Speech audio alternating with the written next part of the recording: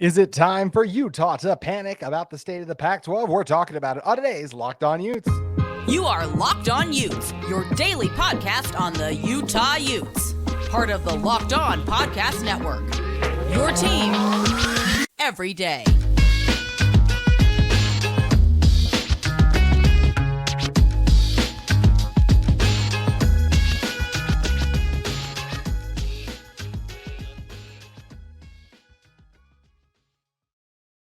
Hello, everyone, and thank you for making Locked On Utes your first listen every single day. We are available on all platforms, including YouTube and wherever you may get your podcast. This is your first time listening to our show. Make sure you guys like and subscribe. We'd love to interact with you guys in the comments as well. My name is JT Wistcill, former intern inside the University of Utah Athletic Department. And on today's show, we're going to be diving into the state of the Pac-12 right now, if Utah needs to leave. Also, talk about fall camp, which gets underway today, and even close with Utah landing a 4-star offensive lineman. That's how you know our show is back today. We are closing with Utah landing a 4-star offensive lineman. When you land 4 stars, you usually don't close the show with that, but there's a lot going on. And we have to start with the state of the Pac-12 overall and Utah's place in it, because that's what you guys are most interested in. I mean, first of all, I cannot thank you guys enough for your support on the episode I put out most recently. And as at the time I'm recording this, 5,800 views that last episode I put out for my first ever Saturday show. So first of all, really appreciate all you guys who supported. It's one of the most viewed videos I've ever had. It's by far the most commented we've ever had since I've taken over the show. And I can understand why, because there's obviously a lot of disagreement to the comments that I stated. And there's a lot of comments in the comments, as I mentioned, because of that disagreement that exists. So what I want to do here for the first segment is, well, first of all, just answering the question, is it time for Utah to panic about the state of the Pac-12? In my opinion, no. As a lot of you know who listened to this on Saturday, I voiced similar concerns. In my opinion, it's not time to panic just yet, because no one else is panicking. Well, yes, obviously the big elephant in the room to that is Colorado just left the conference. Yes, Colorado left, but no one else is panicking.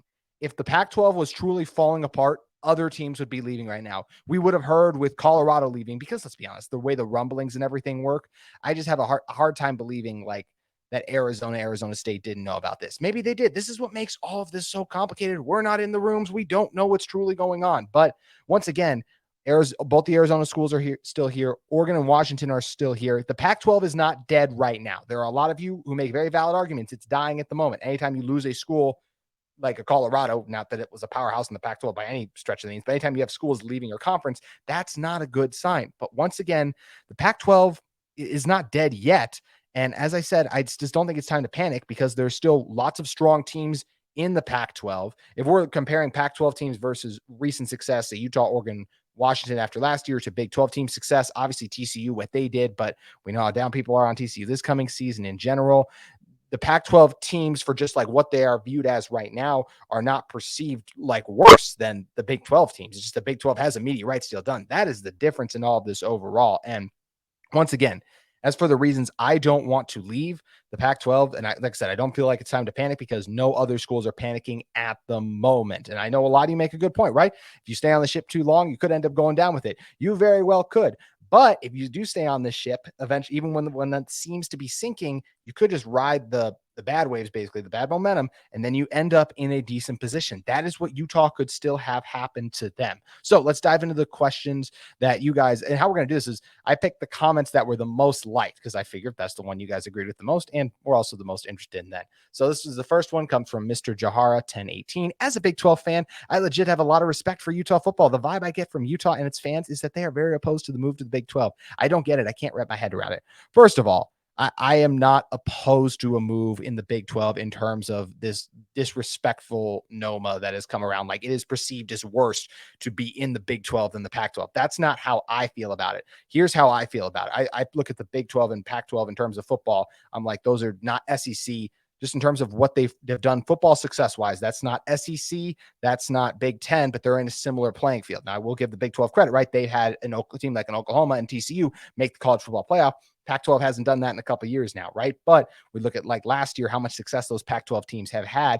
That's where I look at the success in similar standpoints of like, okay, the Pac-12 is in a really good position right now football-wise. The Pac-12 and the Big 12, I think everyone would be shocked if, I know people are higher on Texas, and people are obviously high on USC, but the schedule for all Pac-12 teams, I would just be surprised if either conference had a playoff team this year, right? And that's going to change when the expanded playoff comes into fruition. And the expanded playoff is still the other main reason honestly, the reason I don't want to leave the Pac-12 at this moment, is I believe it's better for Utah's future if they get that automatic bid in the Pac-12 where if it ain't broke, don't fix it, right? Utah is already a prominent force in the Pac-12. If you move over to the Big 12, there's a lot of new things that can happen to you there. It just doesn't the same recruiting areas, all those kind of things, different climates you're playing in, you're not used to going to, especially those summer games, those like September games before it really gets cool out in those Texas cities and everything. Those are going to be tough to play. And we're going to see how Utah does at Baylor. We saw Utah not too great in Florida, different little bit of a climate, obviously, that they're going to be going in, but with a lot of majority of the Big 12 schools.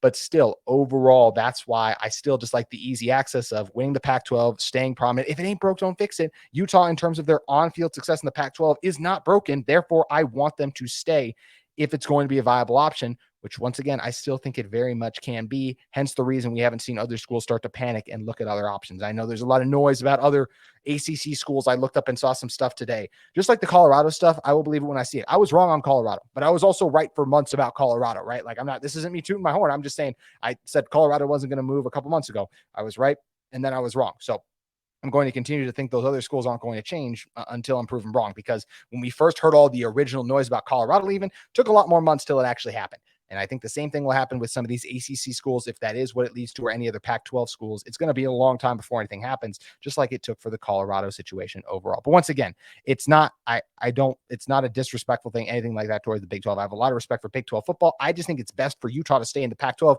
where they're better set up for success, because why would you break something if it's going well? And the second most liked comment is, if Utah cares about its future in athletics, then they should join the Big 12. There are 3 spots left. Don't forget Washington and Oregon, of course. The Titanic is going down. You can rearrange the deck of chairs all you want. If anything can change. And this is, once again, this gets into what I get into.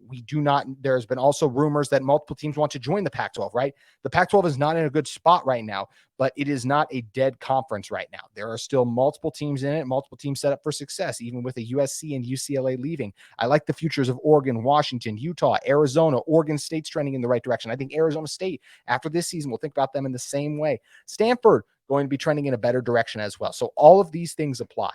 That's where, once again, I just don't think that the Pac-12 is dead yet, and I still think it's a viable option for Utah. And I trust the decision makers, Mark Harlan and President Randall, to make that call, reading the tea leaves, reading the rooms of these meetings they're in, to make that decision. Now, I understand that they're in this position where, like I said, just based on the information we have, it seems like the Pac-12 is in trouble, right? But once again, then I look at it and go, well, they haven't left yet. So there's obviously something we don't know. And we don't know a lot because we're not in the meetings. We're not in the rooms. That's what I think is important to keep in mind in all this. We do not have all the information. We have rumors and different reports. Sometimes they're accurate. Sometimes they're not. Once again, a couple months ago, Colorado leaving the Big 12, those reports were not accurate. The ones that recently just came out and said they were, those were then accurate. So lots of moving parts to this entire thing overall, and it's just going to be fascinating to see how it all plays out. I actually have a few more thoughts on this that I want to dive into before we do our fall camp preview.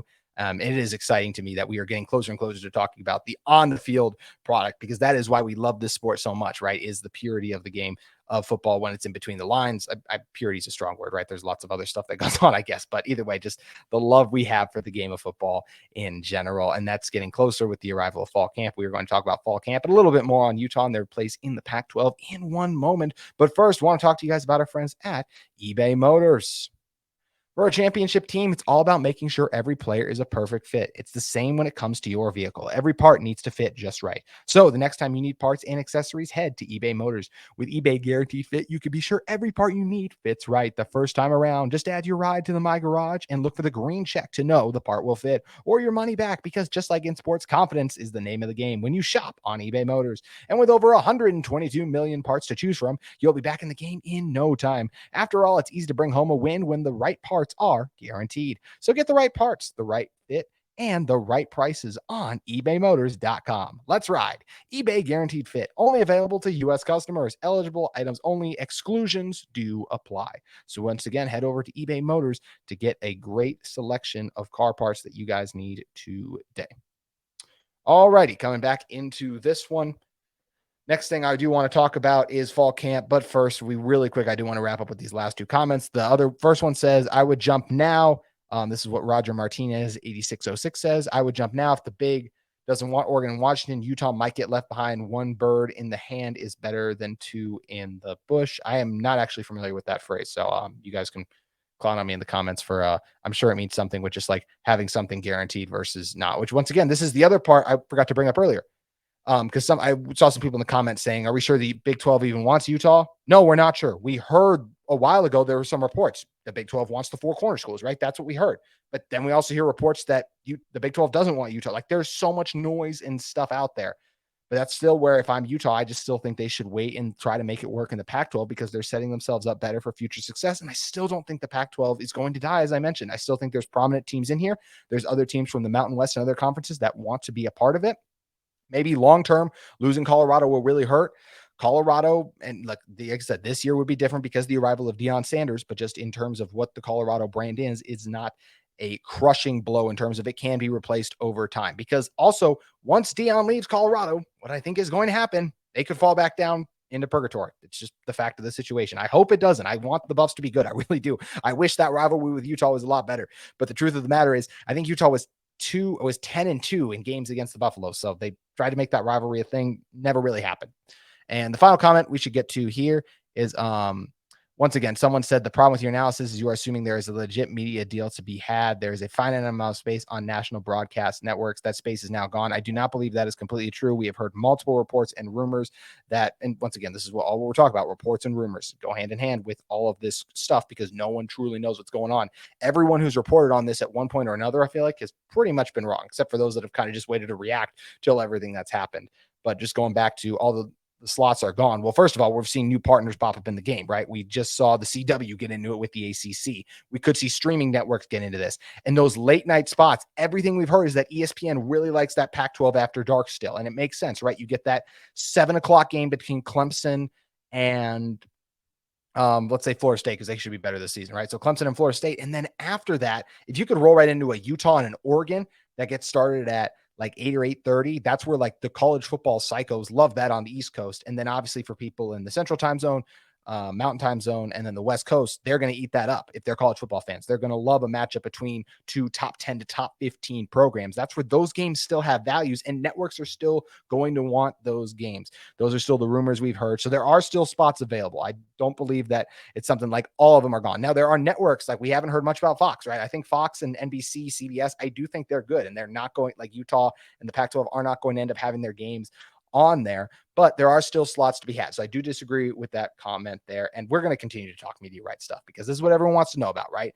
People are scared, worried, anxious right now. And I understand it because whenever you have someone leave and you have people like Paul Feinbaum, who I went over, I still think it's just a crazy comment to say the Pac-12 is not a Power 5 conference anymore when you lose a team that had losing records at best was 500 against two teams and then had losing records against everyone else. So that to me doesn't constitute, I understand just the concept of a team leaving your conference can be enough to equate to a conference is not Power 5 anymore.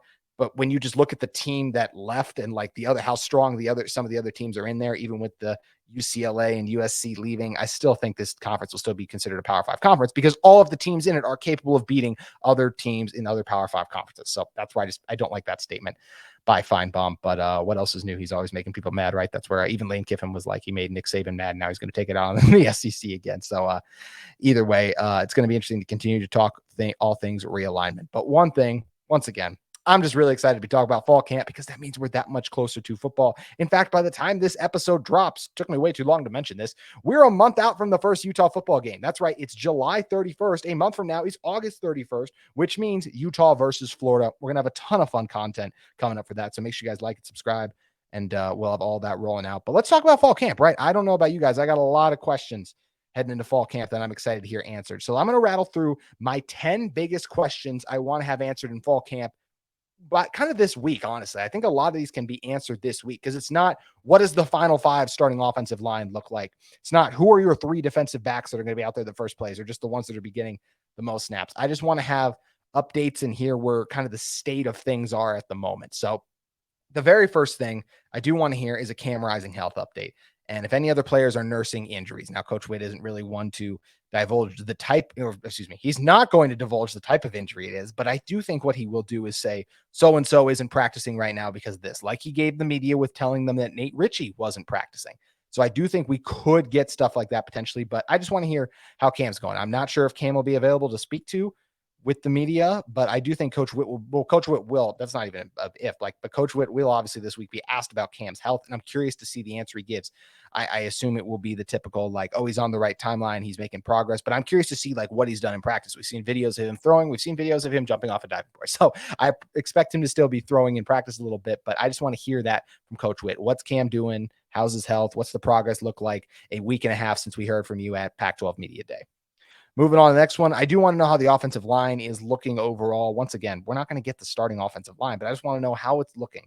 How is Falcon Kalmatule doing if someone gets that specific? They probably won't with Coach Witt, but, you know, if you get the chance to talk to Jim Harding as well, maybe that's something he'll allude to a little bit too, because that's still my biggest question is how is that left tackle spot going to look? Because you're replacing a guy in Brain Daniels who was just exceptional there last season. So I do want to know how the O-line is looking. Also love hearing like who are the young players that stood out, as in like the new guys, like the Smith Snowdens, the CJ Blockers. Who are the guys that are popping early in the first week of practice? Does Spencer Fano, Mikey Matthews? I'm sure the early enrollees are going to be looking fantastic, but there's just so many guys in this young, the best recruiting class Utah's ever brought in, right? There's so many guys that I'm excited to hear how they've done in the offseason and then how they look the first couple of days of fall camp. Also, I do want to know not even just the young players, who stood out in the first day. Is it just a guy like, man, Junior Tafuna, Samote Peppa, like this gotten even better? Are we going to hear like Chase Kennedy's a guy like you just got to watch out for him across the edge? Is Brant Keithy's healthy and he is just terrorizing everyone out there? Or Devon Vele, something like that. Just who are some of the returners that stood out also? And another thing I do want to know is just kind of what the state of the secondary is in terms of we know that there's a lot of capable bodies back there to not replace Clark Phillips, but still be valuable contributors to a Pac-12 secondary and a secondary I still expect to be the best in the Pac-12 too. Want to hear how those guys look, and the name specifically mentioned is Zamiah Vaughn, like I don't know if Coach Witt would say the best guy, but is he going to say like Zamiah Vaughn and JT Broughton just are looking incredible right now? I'm more excited about a Fabian Marks or whoever else might get brought up in that conversation. I already mentioned. And obviously, Miles Battle is another one. And Miles Battle actually leads us to the next question I have. Which transfers are making an impact early? Is Leah, like they might say, like, man, Leavani, even after one or two practices, Coach Witt might be like Leavani Damuni, like that guy right there. Like you might get that, not divulge to somebody, but you might just get that smile talking about a little bit like how excited he is about him. We already know about Cole Becker. He was an early enrollee, but getting guys like Pittman up there, Simmons officially up there at those two receivers. What do they kind of look like? Like what kind of impact are they making? Another guy like a Logan Fano, how explosive is he looking coming off the ACL surgery and everything he had? So those kind of transfers, just who's kind of making that impact overall. Also, who stepped up and leading the defense? We heard that Cole Bishop has stepped up from Pac-12 Media Day, but is Junior Tafuna, who was already one of the leaders I felt like last year, is he taking another step? Has like a Licky Vaimahi maybe become more of a leader? He seems more like a lead by example guy, but like I said, those are just things you never know. Is a Corene Reed become more of a leader? Is someone like Sione Vaki really stepping up too? So who are the other leaders of the defense I think are interesting? This is one I probably should have mentioned even earlier. Is the quarterback depth chart still the same? Is it still Brandon Rose has a slight edge, then Bryson Barnes, then Nate Johnson? Or is it something like, is he just not going to say that? Is he going to say like, well, we're reevaluating things like, is he just going to give us like, hey, Brandon's still probably getting the most, then Bryson and Nate's in there too? Or is he going to say like, it's actually really close, like we're still trying to figure it out? I don't know. Is he going to stay firm in what he said to the spring, or if things changed a little bit, maybe just off-season workouts and maybe even after the first day, maybe it was something where Brandon's first team, he struggles a little bit, Bryson's in there. I expect at this point Brandon to be the guy if Cam can't go, but still something interesting I want to hear, definitely, because just rare for a guy like Bryson Barnes. I tell multiple people who aren't like in the Utah media who just are curious of like, who will check, just Pac-12 media members who will check in about Utah. I tell them all the time, like, yeah, Brandon Rose is the start of Cam can't go. And they're always shocked I don't say Bryson Barnes. So that's where just how rare this situation is, that you still have a quarterback who has started games for you on the roster and you're rolling with the guy who's never started a college game. That's what makes the situation interesting. But I do still think it'll be Brandon based on how things played out in the spring. Also, I want to hear about the pass rush. I am curious to see, I already mentioned a Chase Kennedy, a Logan Fano, is a Connor O'Toole looking even more explosive. A lot of people's breakout candidate for this season. I think a lot of people were into him last year, but just his second year in the position, the transition, all of that he's been able to make, I think he could really pop this year too. Van Fillinger, how's his health at too? And Jonah Ellis, is he going to be able to pick up where he left off from the start of the season? Something that Van Fillinger, who ended 2021 hot, didn't start 2022 hot. How's Jonah Ellis going to look in that regard? And the final thing I want to hear about is, what does Witt think of Colorado leaving? I'm sure in a lot of ways he will just shoot it down and say like, we're just concerned about our team, but sometimes he gets really good thoughts. I thought Josh Newman made a great point on my podcast or just on the show last week when he said that Witz gives you some of the best stuff when he's not talking about his program, because when he's talking about his program, it's going to be reserved, doesn't want to give you a lot, all of those things. But when he's talking about other programs, he can be just a state of college football. He can be more open. Now, once again, it's fall camp. I don't know how much he's going to give, but I am very curious just to see what his kind of like quote or statement is going to be on Colorado leaving, because he will be asked that. So it's going to be very interesting. So those are my 10 kind of big questions I want to see answered this week. What are your guys' questions? I would love to hear. Make sure you guys comment below. Let me know. I'm very curious to see what those are. And I do want to close with one quick thing. We're going to dive a lot more into Isaiah Garcia, what he'll bring to the team and everything in a future episode of Locked On Utes. But anytime you land a 4-star offensive lineman, even a show that's loaded with other stuff that we had to talk about like this one, you got to still bring it up. This was a huge get for Utah. That Garcia, the top rated prospect in Utah, according to 24/7 Sports, a 4-star offensive lineman, a Corner Canyon offensive lineman now, originally at Cypress, comes over to Utah. And Garcia, like I said, 6'5", 285. I mean, he's unbelievable. If it wasn't for just the value of the quarterback position, like I just don't know how many people know that Isaiah Garcia was the top guy on 24/7 instead of Wilson. I think people think it's Wilson, not just because of the name Wilson, but because of the quarterback position, right? And I think Wilson's very deserving of that top spot too.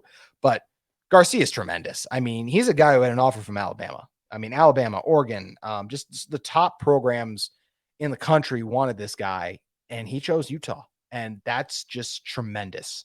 It shows just Jim Harding once again, who I think tweeted out something about like the O block or something. Garcia even retweeted it, which you'd love to see. But this is a monster get.